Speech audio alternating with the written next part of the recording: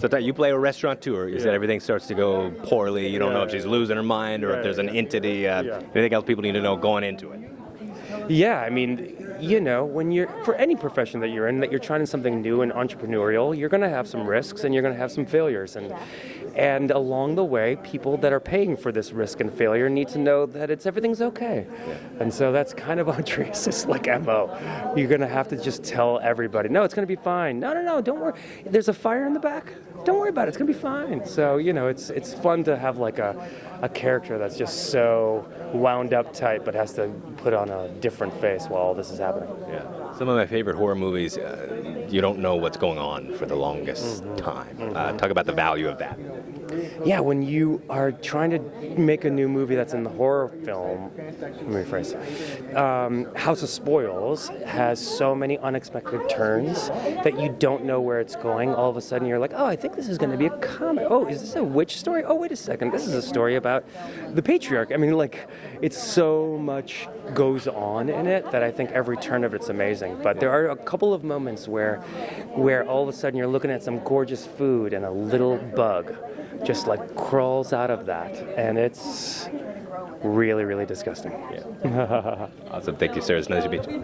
Thanks so much. Looking forward to this. I love horror movies. Some of my favorite horror movies, you don't know what's happening for the longest time. That's the first part. And the other part is you don't know if something is in somebody's head or if it's really happening. Talk about the value of that. Yeah, well, you know, as a viewer, not knowing really what's going on or not being really sure if it's like a figment of your imagination or not is part of what I like about thrillers.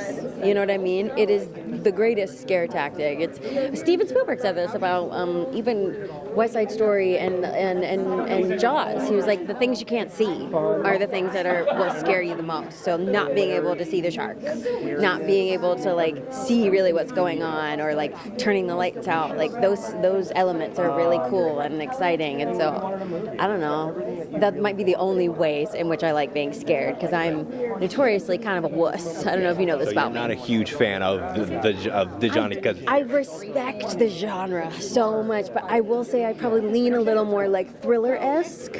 Like I don't know. I do like horrors and I like gore. I'm one of those weirdos that was watching Game of Thrones, like, and just couldn't wait to see how somebody died. I don't know what that says about me, but like, I do like it. I think I just like everything. I like it in moderation. If that makes sense.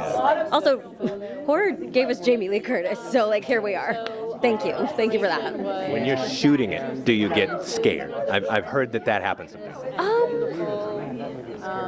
I think I got scared, or at least spooked, once or twice in the making of this film, and that was because the house we were in was curated so beautifully, and the environment literally, like, it called for it, so it felt like the energy shifted, and there was a moment where I was like, hey, is something in this house?